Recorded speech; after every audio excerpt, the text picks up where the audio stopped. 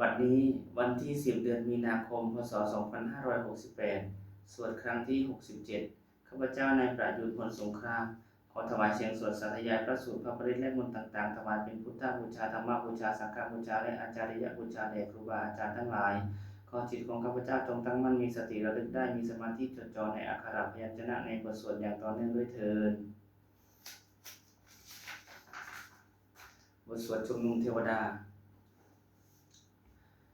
สมันตาจักวาเลสุอัตราคัจฉันตุเทวตาสัตตัมมังมุนิราชสาสุนันตุสักขโมกตังสักเคกามิจารุเปคิริสิกรตเตจันตลิเควิมานีทีเปรเทจักขามิตรุวนาคหาเนเคหะวัตุมิเกเตภุมาจยันโตเทวจลัตถะอวิสเมยัคขะกันตัปปนาคาติทันตาสันติเกยังมุนิวระวะจนังสัตโวเมสุนันโตธรรมสวรกาโลอายัมพัทันตาธรรมสวรกาโลอายัมพัทันตาธรรมสวรกาโลอายัมพัทันตาบทบูชาพระรัตนตรัยอิมินาสการณะพุทธังอภิปูชยามาอิมินาสการณะธัมมังอภิปูชยามาอิมินาสการณะสังฆังอภิปูชยามาบทกราบพระรัตนตรัยอรหังสัมมาสัมพุทโธภควาพุทธังภควันตังอภิวาเทมิสวากขาโตภควตาธัมโมธัมมังนัมมัสสามิสุปฏิปันโนภควโตสาวกสังโฆสังฆังนามามิ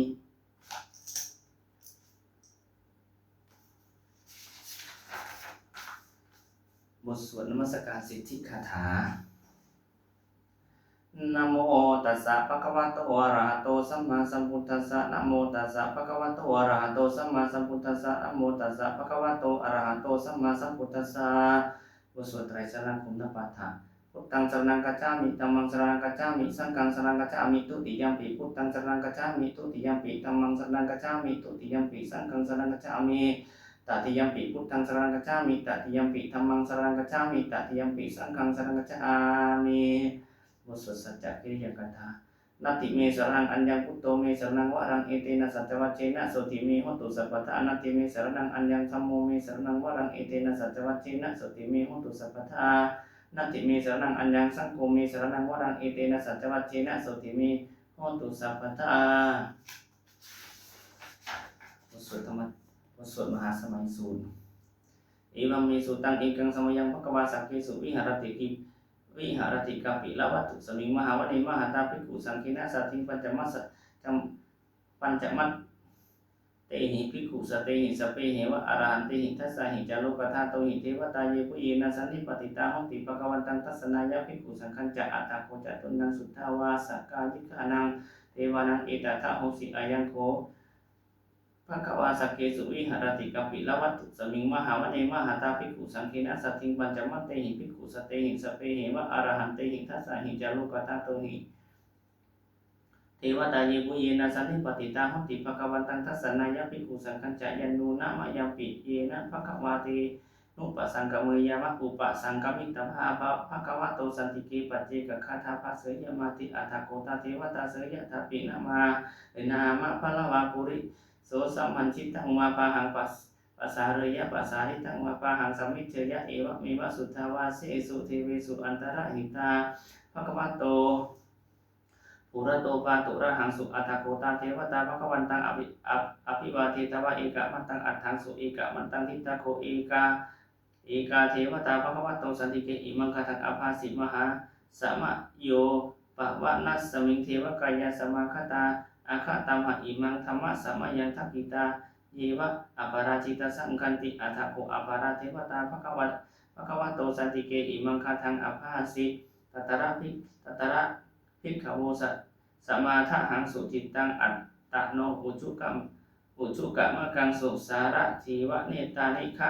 หิตวะอินทริยานิรักขันติปันติตาติอัฏฐโกอปาราเทวตาภควโตสันติเกอิมังคทังอภาสิเชตวะคิลังจิตวะปาลิกังอินทะคิลังโอหัจจะวะเมชาเตจารันติสุทธาวิมลาจ จักขุมตาสุทันตาสุสุนาคาติอัตถโกอปาราเทวตาภควโตสันติเกอิมังคาทังอาภาสิเยเกติพุทธังสรณังคตาเสนะเตคมิสันติอาปายะภูมิงปหายะมานุสังเทหังเทวกายังปริปุเรสันติติอัตถโกภควาหิโกอามันเตสิเอปุเยนะภิกขเวสัทเทภิกขเวทัสสะสุโลกธาตุสุเทวตาสันนิปติตาหนติตถาคตังทัสสนายะภิกขุสังฆัญจะเยปิเตภิกขเวอหิสุงอติตามัทธานังอรหันโตสัมมาสัมพุทธาเตสัมปิภควันตานังเอตะปรมาจีวะเทวตาสันนิปติตาอหิสุงเสยยะถาปิไมหังเอตะระหิเยปิเตภิกขเวภวิสันติอนาคตมัทธานังอรหันโตสัมมาสัมพุทธาเตสัมปิภควันตานังเอตะปรมาจีวะเทวตาสันนิปติตาภวิสันติเสยยะถาปิไมหังเอตะระหิเอตระหิอาจิกิสามิภิกขเวเทวกายานังนามานิกิตัญญิสามิภิกขเวเทวกายานังนามานิเทสิสามิภิกขเวเทวกายานังนามานิตังสุนาทาสาธุกังนามาสิการโรธาภาสิสามิติเอวัมวันเตติโขเตภิกขุภควโตปัจจโสสุงภควาเอตทะโวเอตทะโวโอจาสีโลกามนุกัสสามิยตะภูมาตทัสสิตาเยสิตาคิริกะปะรังปะหิตตาสมาหิตาอุทุสีหาวสานินาโลมะหังสาภิสัมพุโนโอทาตะมนัสสาสุทธาวิปัสสนะมนาวิลาอินโยปัญจสัตเตยัตตวาปณิกาปิลวัฏเวตโตอามันตานิสัทธาสาวกเกสสานิรเตเทวกายะอภิคันตาเตวิจานาถาภิกขโวเตจาตปะมะการุสุตวังพุทธสสานังเตสัมปะตุระหุยานังอมนุสสานาทัสสนังอเปเกสัตมัจฉคงสหัสสังอัฏฐสัตตะริงสัตตังเอเกสหัสสานังอมนุสสานะมัทธสุงอเปเกนันทมัทธคงทิสาสัพพะปุตตาอาหุตัญจะสัพพังอภิญญายะมาวะกิตวันนะจักขุมาตโตอามันตยิสัทธาสาวกเกสสานิรเตเทวกายะอภิคันตาเตวิชานาถาภิกขโวเยโวหังกิตยิสามิคิราหิอนุปุพพโสสัตตะสหัสสาววายขาภูมาคาปิลวัฏวาอิทิมันโตจุติมันโตวันนะมันโตยะสัสสิโนโมทะมนะอภิกรรมุภิกขุนังสมิติมะนังจัสสะอาสาหิมาวตายะขานานตาวันนิโนอิทิมันโตจุติมันโตวันนะมันโตยะสัสสิโนโมทะมนะอภิกรรมุภิกขุนังสมิติมะนังสัตตะคิราสิตะติสะหาสายะขานานตาวันนิโนอิทิมันโตจุติมันโตวันนะมันโตยะสัสสิโนโมทะมนะอภิกรรมุภิกขุนังสมิติมะนังอิทิเตโสนะสัสสะหาสายะขานานตาวันนิโนอิทิมันโตจุติมันโตวันนะมันโตยะสัสสิโนโมทะมนะอภิกรรมุภิกขุนังสมิติมะนังเวสามิตาปัญจสัตตาสักขานานตาวันนิโนอิทิมันโตจุติมันโตวันนะมันโตยะสัสสิโนโมทะมนะอภิกรรมุภิกขุนังสมิติมะนังกุมพิโรราชกะหิโกเวปุลลัสสะนิเวสนังหินโยนังสัตตสาสังยขานังปะยิรูปาสติกุมพิโรราชกะหิโกโสภคะสมิติมะนังปุริมันจะทิสังราชาทัตตาระโตปัสสัตติกันทัพพานังอธิปติมหาราชยสัสสิโสปุตตปิตัสสะปะหะโวอินทะนัมมะมหาพลาอิทิมันโตจุติมันโตวันนะมันโตยะสัสสิโนโมทะมนะอภิกรรมุภิกขุนังสมิติมะนังทักขิณจะทิสังราชาวิรุณโหตัปปะสาสติยะกุมพันธานังอธิปติมหาราชยสัสสิโสปุตตปิตัสสะปะหะโวอินทะนัมมะมหาพลาอิทิมันโตจุติมันโตวันนะมันโตยะสัสสิโนโมทะมนะอภิกรรมุภิกขุนังสมิติมะนังปัจฉิมัญจะทิสังราชาวิรูปโคปัสสตินาคานังอธิปติมหาราชยสัสสิโสปุตตปิตัสสะปะหะโวอินทะนัมมะมหาพลาอิทิมันโตจุติมันโตวันนะมันโตยะสัสสิโนโมทะมนะอภิกรรมุภิกขุนังสมิติมะนังอุตตรัญจติสังราชาโกวิโรตัปปะสาสติยะคานังอธิปติมหาราชยสัสสิโสปุตตปิตัสสะปะหะโวอินทะนัมมะมหาพลาอิทิมันโตจุติมันโตวันนะมันโตยะสัสสิโนโมทะมนะอภิกรรมุภิกขุนังสมิติมะนังปุริมาทิสังทัตตะระโททักขินีนาวิรุณโกปัจฉิมีนาวิรูปโกปุริโรอุตรังทิสังจัตตาโรเตมหาราชาสัมมันตาจตุโรทิสาทัตถัลละมานาอัตถังสุริวะเนกปิลวัฏเวเตสังมายาวิโนทาสาอาโกวัญจานิกาสัทธามายาอุเทนตุเวเทนตุวิภูจะวิภูจะวิภูโตสหจันทโนกามะเสโทจะกินุคันโทนิคันทุจะปะนาโทโอปมัญโยจะเทวสุโทจะมาตริจิตตสิโนจะกันทัพโพนะโรราชาชโนสัพโพ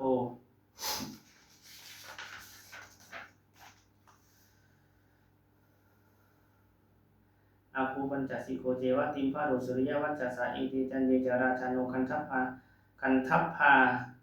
สหราชพิโมทมานาอภิกรรมุภิกขุนังสมิติวนังอัฏฐาโคนาภาษานาคาเวสาลาสหตัชกากัมพัลสัตตระอาโคปายาคาสหายาติภิยามุนาทัตตารัฐาจะอาคูนาคายสัสสิโนอิราวันโนมหานาโคโสปะคะสมิติวนังเยนาคราเชนะเยนาคราเชสหสหรันติทิพาทิชาปักขิวิสุทธจักขุเวหายสาเตวนามัจจปัตตาจิตราสุปนาอิติเตสนามังอภยันตทานาคราชานะภาสิสุปันนโตเขมามากาสิพุทโธสันหาหิวาจาหิอุปวะหายันตานาคาสุปันนาสารนามังกังสุพุทธังจิตาวชิระหัตเถนะสมุทังอสุราสิตาภาตโรวาสวัสเสเตอิทิมโตยสัสสิโนกาละกัญชามหาพิสมาอสุราธานะเวคัสสาวิปัจจิติสุจิติจะปหาราโทนะมุจีสหสตัญจะภริปุตตานังสัพเพเวโรจะมาจะนามกาสันในหิตวาพลิงเสนังราหุพัทธะมุปาคมุงสัมสมะโยธานิพัทธันเตภิกขุนังสมิติวนังอาโปจะเทวาปทาวิจะเตโชวาโยตถาคมุงวารุณาวารุณาเทวาโสโมจะยสัสสาสหเมตตาการุณาการิกาอาคูเทวายสัสสิโนทัสเสเตทัสสทากายาสัพเพนานัตตวานิโนอิทิมันโตชุติมันโตวันนามันโตยสัสสิโนโมทะมนาอภิกรรมุภิกขุนังสมิติมนังเป็นทูจะเทวาสหารีจะอาสมาจะทุเวยมาจันทัสสุปนิสาเทวาจันทมาคูปุรคิตาสุริยสุปนิสาเทวาสุริยมาคูปุรคิตานักขัตตานิปุรคิตวาอาคูมันทวลาหกาวะสูนังวะสโวเสโทสักโกปะคะปรินทโตทัสเสเตทัสสทากายาสัพเพนานัตตวานิโนอิทิมันโตจุติมันโตวันนามันโตยสัสสิโนโมทะมนาอภิกรรมุภิกขุนังสมิติวนังอัฏฐาคูสหภูเทวาสลมัคคิสิกขาริวะอริทธกาจาโรชาจะอุมาปุภะนิพาสิโนวารุณาสหธรรมาจะอัตุตาจะอเนชกาสุเลยยะรุจิระอาโควาสาวเนสิโนทัสเสเตทัสสทากายาสัพเพนานัตตวานิโนอิทิมันโตชุติมันโตวันนะมันโตยสัสสิโนโมทะมนาอภิกรรมุภิกขุนังสมิติวนังสมานามหาสมานามานุสามานุสุตตมาคิทาปทุสิกาอาคูมโนปทุสิกาอาทาโกหารโยเทวาเยจะโลหิตวาสิโนปารัคามหาปารัคาอาคูเทวายสัสสิโนทัสเสเตทัสสทากายาสัพเพนานัตตวานิโนอิทิมันโตชุติมันโตวันนะมันโตยสัสสิโนโมทะมนาอภิกรรมุภิกขุนังสมิติวนังสุกากรุมาอารุณาอาคูเวคะนัสสาสหะโอทาตะไคหาปาโมขะอาคูเทววิจักขณาสถามตาหารักขชามิสกาจะยสัสสิโนทนะยังอาคาปัจจุโนโยทิสาอภิวัสสติทัสเสติทัสสทากายาสัพเพนานัตตวานิโนอิทิมันโตชุติมันโตวันนะมันโตยสัสสิโนโมทะมนาอภิกรรมุภิกขุนังสมิติวนังเขมิยาตุสิตายามากัตถากาจะยสัสสิโนสัมภิตะกาลามะเศรษฐาโชตินามาจะอาสวะนิมานติโนอาคูอาทาคูปรณิมิตาทัสเสเตทัสสทากายาสัพเพนานัตตวานิโนอิทิมันโตชุติมันโตวันนะมันโตยสัสสิโนโมทะมนาอภิกรรมุภิกขุนังสมิติวนังสัทเทเตเทวนิกายาสัพเพนานัตตวานิโนนามันวะเยนะอาคันจุงเยจันเยสัทธิสาสหะปวุฒชาติมัคคีลังโอคะตินะมนาสวังทัคเคโมคะตรังนาคังจันทังวะอาสิตาติตังสุพรมาปรมัตโตจะปุตตาอิทิมโตสหสันนังกุมารโรติโสจะสุปะคะสมิติมนังสหัสสะพรหมโลกานังมหาพระมาพิติทติสุปปันโนชุติมันโตพิสมากายโยยสัสสิโสทัสสิทาอิสระอาคูปัจเจกาวะสวัตติโนเตสัญจะมัจฉะโตอาคาหาริโตปริวาริโตเตจะสัพเพอภิกันเตสินเทเทเวสพรมเกมารักษินาอภิกรรมิปัสสะกันหัสสามันทิยังเอถะคันหัตถะพันทัตถะราเคนะพันทะมัตถุโวสมันตาปริวาริถะมาโวมุจจิตถโกจินังอิติตัตถะมหาเสโนกันหะเสนังอเปสัญญิปานินาตะละมาหัจจะสารังกัตตวานะเพลวังยะธาปาวุสโกเมโคธนะยันโตสาวิชุโกตถาโสปัจจุทาวัติโสสังกุโทอาสยังวเสตันจะสัพพังอภิญญยะวะวัคคิตวานะจักโกมาตะโตอามันตยิสัทธาสาวกีสาสนิรติมารัสสินาอภิกันตาเตวิชานาถะทิขโว เตจะอันตปะมะกะโรงสุตวาพุทธศาสนังวีตราเคหิปกามงเนสังโลมัมปิอินทยุงสัพเพวิชิตสังฆามาพยาติตายสัสสิโนโมทันติสหภูเตหิสาวกาเตชนิสุตาติมุตสวดธรรมจักรวัฒนสูตร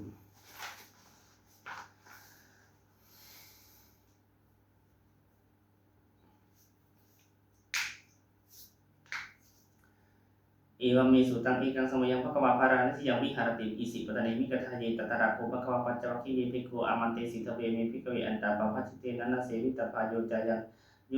งกามีสุกามะสุขัลลิกานุโยโคหิโนคัมโมโมตุจติโกอนัตโยอนัตตสันหิโตโยจายังอัตตกิลมาทานุโยโคทุกโคอนัตโยอนัตตสันหิโตเอเตเตภิกขเวอุโภอันเตอนุปคัมมะมัชฌิมาปฏิปทาตถาคเตนะอภิสัมพุทธาจักขุกรณียานะกรณีอุปสัมมยะอภิญญายะสัมพุทธายะนิพพานายะสังวัตติกตมาจะสาภิกขเวมัชฌิมาปฏิปทาตถาคเตนะอภิสัมพุทธาจักขุกรณียานะกรณีอุปสัมมยะอภิญญายะสัมพุทธายะนิพพานายะสังวัตติอายะเมวะอายุอัตตังคิโกมะโคสยะทิฏฐังสัมมาทิฏฐิสัมมาสังกัปโปสัมมาวาจาสัมมากัมมันโตสัมมาอาชีวะสัมมาวายาโมสัมมาสติสัมมาสมาธิอายังโคสาภิกขเวมัชฌิมาปฏิปทาตถาคเตนะอภิสัมพุทธาจักขุกรณียานะกรณีอุปสัมมยะอภิญญายะสัมพุทธายะนิพพานายะสังวัตติอิทังโคปนะภิกขเวทุกขังอริยสัจจังชาติปิทุกขชราปิทุกขมรณะปิทุกขังโสกะปริเทวทุกขโทมนัสสะวยาสาปิทุกขะอภิเยหิสัมปโยโคทุกโคปิเยหิปโยโคทุกโคยังปิจังนารพันตังปิทุกขังสังคิเตนะปัจจุปาทานขันธาทุกขะอิทังโคปนะภิกขเวทุกขะสมุทัยโยอริยสัจจังยายังตัณหาโพโนปริกานันติราคะสหคตาตัตระปินันตินีเสยยะทิทางกามตัณหาภวะตัณหาวิภวะตัณหาอิทังโคปนะภิกขเวทุกขานิโรโธอริยสัจจังโยตัสสะเยวะตัณหายะอาเสสะวิราคะนิโรโธจักโคปฏินิสสะโคมุติอนาลโยอิทังโคปนะภิกขเวทุกขานิโรโธทุกขานิโรธคามีปฏิปทาอริยสัจจังอายะเมวะอายโยอัตตังคิโกมะโคเสยยะทิทังสัมมาทิฏฐิสัมมาสังกัปโปสัมมาวาจาสัมมากัมมันโตสัมมาอาชีวะสัมมาวายาโมสัมมาสติสัมมาสมาธิอิทังทุกขังอริยสัจจังอริยสัจจันติเมภิกขเวปุเพอนันตสุเตสุธรรมเมสุจักขุงอุทปฏิญาณังอุทปฏิปัญญาอุทปฏิวิชาอุทปฏิอาโลโกอุทปฏิตังโกปฏิทังทุกขังอริยสัจจังปริยยันติเมภิกขเวปุเพอนันตสุเตสุธรรมเมสุจักขุงอุทปฏิญาณังอุทปฏิปัญญาอุทปฏิวิชาอุทปฏิอาโลโกอุทปฏิตังโกปฏิทังทุกขังอริยสัจจังปริยยันติเมภิกขเวปุเพอนันตสุเตสุธรรมเมสุจักขุงอุทปฏิญาณังอุทปฏิปัญญาอุทปฏิวิชาอุทปฏิอโลโกอุทปฏิอีทังทุกขะสมุทัยโยอริยสัจจันติเมภิกขเวปุเพอนันตสุเตสุธรรมเมสุจักขุงอุทปฏิญาณังอุทปฏิปัญญาอุทปฏิวิชาอุทปฏิอโลโกอุทปฏิตังโกปฏิทังทุกขะสมุทัยโยอริยสัจจังปะหาตปันติเมภิกขเวปุเพอนันตสุเตสุธรรมเมสุจักขุงอุทปฏิญาณังอุทปฏิปัญญาอุทปฏิวิชาอุทปฏิอโลโกอุทปฏิตังโกปฏิทังทุกขะสมุทัยโย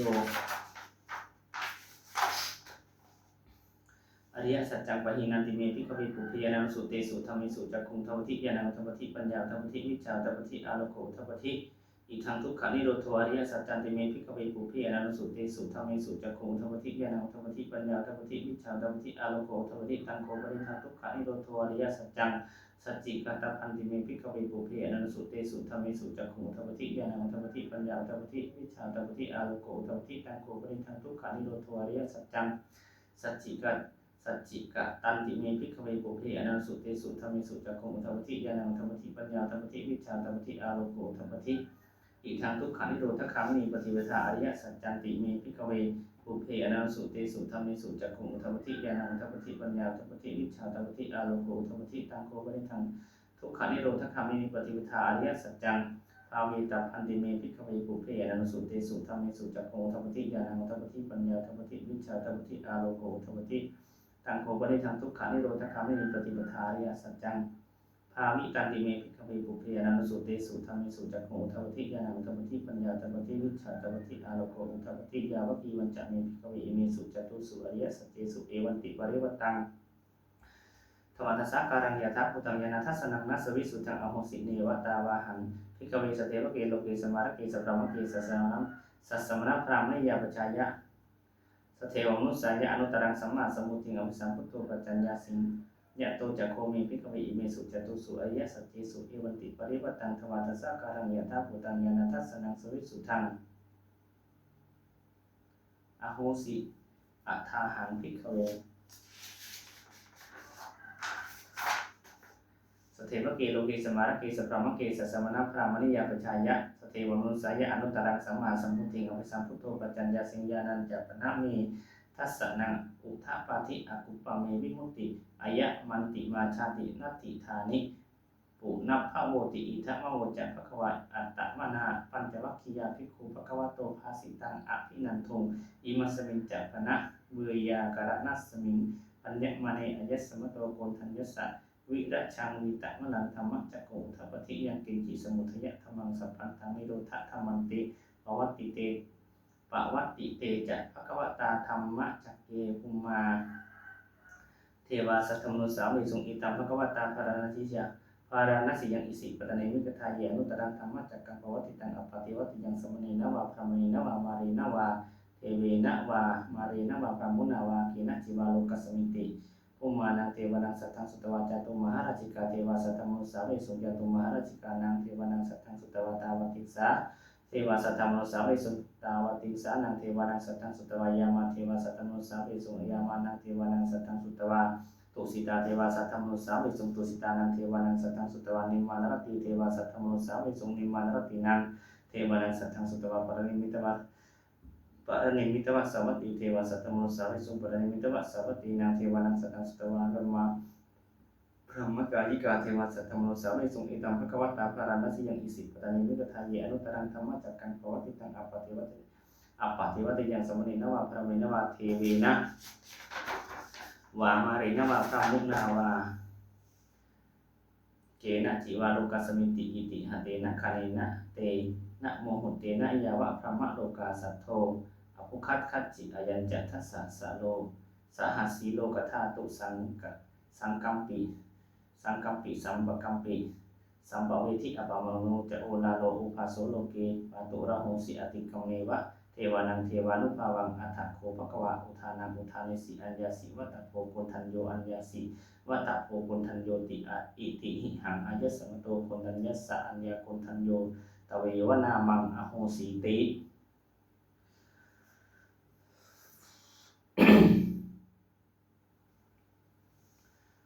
ทานุสติอิติปิโสภควารังสมมาสัมพุทโธวิชาจารังสัมปันโนสุขโตโลกาวิทูอนุตตโรบริสัทธรรมสารติสัทธาเทวมุสนังพุทโธภควาติธรรมานุสติสวากขาโตภควตาธัมโมสันติติโกอาการิโกอิหิปัสสิโกโหปนัญญิโกปัจจตังเวทิตโพวิญโยหิติสังฆานุสติสุปฏิปันโนภควโตสาวกสังโฆอุจุปฏิปันโนภควโตสาวกสังโฆยะปฏิปันโนภควโตสาวกสังโฆสามิจิปฏิปันโนภควโตสาวกสังโฆยะทิทังจัตตาริปุริสัทุขานิอัตถะปุริสัพพุคลาเอสัพพะควาโตสาวกสังโฆอาหุเนโยปะหุเนโยทักขิเนโยอัญชลีกรณิโยอนุตตรังปุญญกิตังโลกัสสาติ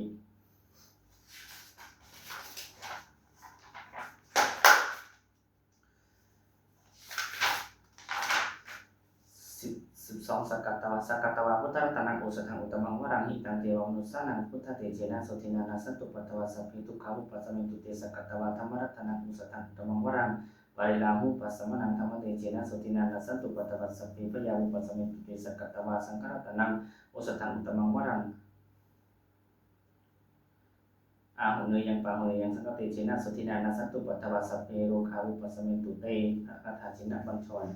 ยาสนากตาพุทธจิตวามารังสวาหานังเจตุสัจจะสปังรัสังเยปิปิงสุนทราสปาตนังกราทโยพุทธาตาวิสตินาหิกาสัพเพปฏิติตาเมหังมัตถิเตมนุสราสีเสปฏิโตเมหังพุทโธธรรมโมทวิโรจเนสังโฆปฏิโตเมหังอุเรสโกนาคารุหัตถิเมหังรุตโตสารีพุทโธเจตคิเนปตัญญูปฏิปากาสมิโมคลานุจวามะเกทักขิเนสังนิเมหังอาสุอาคานา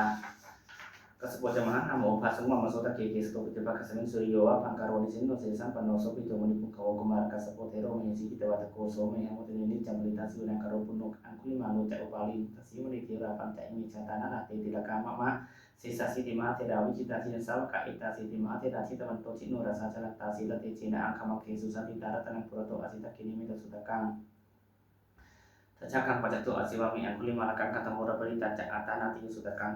อากาศิจนังอาศิเสสาบากาสันติตาชินานาวัสังยุตตาสัตตปะการังกตาวตวิตานิสัจจตามาหิราจติปัตตวะอาศิสาวินายังยันตุอนันตชินาติยสาวสโตเวสกินจินัสตาสัมพุทธปัญชเรสิดปัญชรมัตชัมหิวิหารตังมหิตเรสัทธาปริตมังสปิติมหาปุริสาสภะอิจิวมันโตสุโกโตสุรักโคชินานุภาเวนะสิตปัตถวธรรมานุภาเวนะทิตานิสังโฆสังฆานุภาเวนะทิตัตตรายโยสัทธามานุภาวะปาริโนจารามิสินปัญชเรติ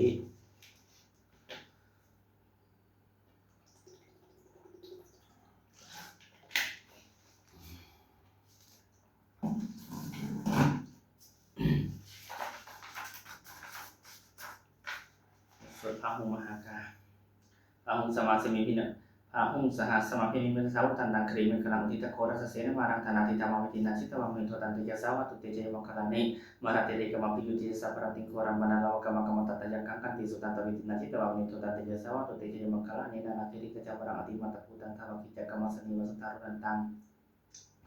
minta kusek kawitin na cita wang itu tadi jasa waktu TC mengkarani kita gak kemati atas taruh tentang tawan hidup jana batangku le mana batang itu bisa kita manon cita wang itu tadi jasa waktu TC mengkarani kata wana kata tarang iwa kapri jadi tanya tu tawa jana jana kada macam santai na semua milik na cita wang itu tadi jasa waktu TC mengkarani sajang bihanya mati saja kawata itu buat hapi robi tamanang ati anak putang macam baca itu cita wang itu tadi jasa waktu TC mengkarani nanto menanda puja kami putang menghiting putera tera puja kena tama penyentuh itu berarti sawitin nasi tawa menyentuh tadi jasa waktu TC mengkarani tukang titi puja kena sudah tahan pramang wisu tiju timeti kami tanang yana katena witin nasi tawa menyentuh tadi jasa waktu TC mengkarani ita bibuta saja mengkata kata ayo baca notin nanti jasa ada metanti hitawana ni kami witan di partawane mokang sukang adi kemudian harus sepanjang maha karo di kuala tu hitaya sapa paninan purita para bisa apa atau satu timun tamang itena sadawat cina untuk TC mengkata pian tu dia mulai sepianang nanti watano iwang aw nanti watano iwang tak wang si jo hu hitaya sucaya mengkali para kita pandang kisi si betawi pokari apisi kisa memutana akap atau memuti sunang kata semua kana sebab batasum kita sukano semuhuto jasu yintang pramacari su patakina kaya kamang patakina manu kamang padiditi patakina ni kata bandara patati patakini mawatu sabang mangkarang rakatu sama dewata sapa putan pawena sata sotiba wantu teba wantu sapa mangkarang rakatu sama dewata sapa thamanu pawena sata sotiba wantu teba wantu sapa mangkarang rakatu sama dewata sapa sangkanu pawena sata sotiba wantu te patithana kata ya dewata santi vihara masini tu pekare poti kare taing tamatane na pawantu puji ta soting karunti thavihara mantale te raja macana maka capi kamu sarami kathana pati upasaka kama jate sani kama ca isara sapa na puta sugita pawantu te cana puja ye pija anta samawa sang seta cata atau papatika ni yani kang tama warapati jate sapi pitu kasa karuntu sang kaya tatu tira satang tamu tamat raja pukala sangko hontu sama kowa athaya cahitaya ca amhira kato satamo sape pitama cari no ting sampa punuyama thame ariya pawintite pasanna hontu sape pi panik no putta sasane sammatharam pawincato kali dewa pawasato uti bhawaya satanang sabitang itu metane mata pita ca atara jangin cerakan di putakang ewang kamina racano wajangkakan tu sapatha Dewata Uyujana Kata Tuka Patacani Tuka Paya Patacani Paya Soka Patacani Soka Honto Sape Pipani No Etawa Taja Ami Sapata Punya Sapatang Sape Tevano Motanto Sapasa Pati Sitia Tanang Tatantu Sataya Sidang Rakanto Sapata Pawana Pirata Honto Katanto Dewata Kata Semangkala Kata Honto sapang sumang kalang rakan tu sapa dewata sapa hutanu pawena soti honto lirantarang honto sapang sumang kalang rakan tu sapa dewata sapa tamanu pawena soti honto lirantarang honto sapang sumang kalang rakan tu sapa dewata sapa sangkanu pawena soti honto lirantarang sapi puta pala pada pacikan jayang palangaran tanah jati cina rakang pantami sapa so sapi puta pala pada pacikan jayang palangaran tanah jati cina rakang pantami sapa so sapi puta pala pada pacikan jayang palangaran tanah jati cina rakang pantami sapa so sapi puta pala pada pacikan jayang palangaran tanah jati cina rakang pantami sapa so sapi puta pala pada pacikan jayang palangaran tanah jati cina rakang pantami sapa so sapi puta pala pada pacikan jayang palangaran tanah jati cina rakang pantami sapa so sapi puta pala pada pacikan jayang palangaran tanah jati cina rakang pantami sapa so sapi puta pala pada pacikan jayang palang arahan tanah jati cina rakang pantami sapa so sapi puta pala pada pacikan jayang palang arahan tanah jati cina rakang pantami sapa so sapi puta pala pada pacikan jayang palang arahan tanah jati cina rakang pantami sapa so ด้วยอนุภาพแห่งสัจจะอธิษฐานอนุภาพแห่งความเพียรและอานิสงส์แห่งการบูชาพระรัตนตรัยด้วยการสาธยายบทสวดมนต์พระสูตร